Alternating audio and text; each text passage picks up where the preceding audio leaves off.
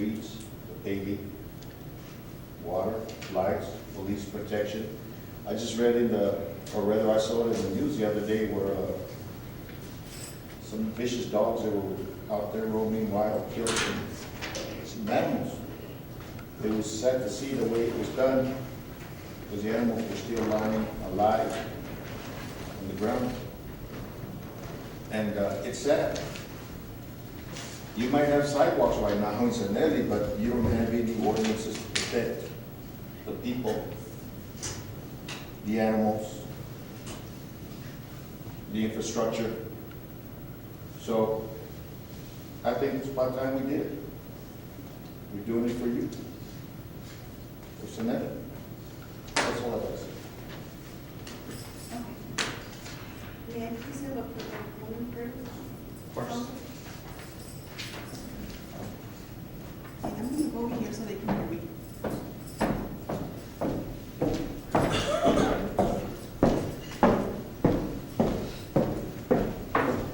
And every time I want to say something about Ms. Reyes, she's not here. But I'm pretty sure she has somebody here that will take the message to her. Let's see. And of course, as I said before, there's a group of very negative people here in the city of Socorro that are most of the time against everything that we do that's good for the city. I wish they were here so they could hear what I have to say. Two meetings ago, we were expecting a lot of people from Sanelli to come and express their wishes and their concerns, but they were not here. Believe it or not, I have always listened to what they have to say.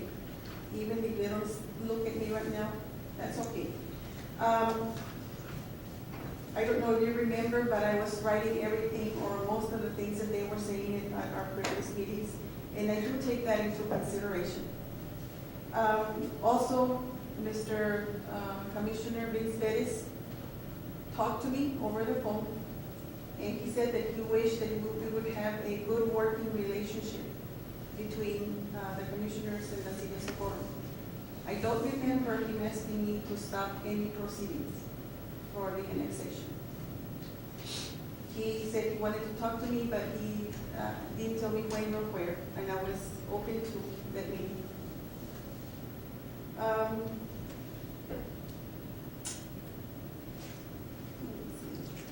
I guess 2 meetings ago, the people from Socorro that paired with the people from Sanelli did not tell them that they could speak at that meeting. So they didn't show up, and I was waiting for them to tell me what else. Even though they came and some people ignore some of the processes and ignore what's going on here in Socorro and called us thieves. Of course, they told us that we were corrupt, but they can't prove that we were corrupt or that we are thieves. They just came and accused us. Maria Reyes was supposed to be here, or I wish that she would have been here to support one item that was here from some people that supported her in when she ran. They really helped Maria Reyes to come into council. But she's not here to support them. She was not here. We were here. And all through this time, I have been going in my mind and going, thinking of all the information that I heard, everything that happened. This very negative group of people have been over there meeting in San Elizario, and I'm pretty sure that they created confusion with some people. We heard that Socorro, if they were going to annex those pieces, and Socorro was going to own that property, that Socorro was going to take away their property. We're not going to take away their property. They're still going to be owners. But that's one of the things that that group of people from Socorro had probably told them. Also that they were going to change schools, they would have to go to Socorro schools, which is not true. So I kept thinking, how am I going to vote? I have to take everybody into consideration. And I'm the type of person that makes her vote here, that decides what to do here at the table, because we always get information at the last minute. But I also Mrs. Socorro Ramos says that I do not hear her concerns, but I do, and I hear her concerns, and I also see her actions. And Maria Reyes and Ms. Socorro Ramos usually, and most of the time, are against everything good that is we bring to Socorro, all the projects. So I would like to thank those two ladies, Ms. Socorro Ramos and Ms. Maria Reyes, right now, for helping me make the decision, because if they were not here so opposed to this issue, like they have been opposed to most of the things that have been great for Socorro, then that meant that the issue of annexation is very important to the city. So they did help me make my decision and make my vote for decision. So I do listen to Maria Reyes and Socorro Ramos, even though they say that I don't. And I want whoever knows them to let them know what I said. Please. Thank you.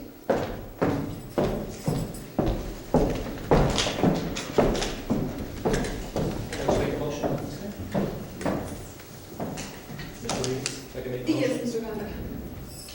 Without provision for delay of effect until after the election, I move to approve and adopt annexation ordinance 313-313 as presented with the following revisions. A, modification of the property description of parcel number 1 to exclude areas within the City of El Paso landfill and landfill buffer zones as agreed with the City of El Paso. B, modification of the property description of parcel number 1 to exclude the area covered by the Clinton extraterritorial jurisdiction. That's my motion. Okay, do I hear a second?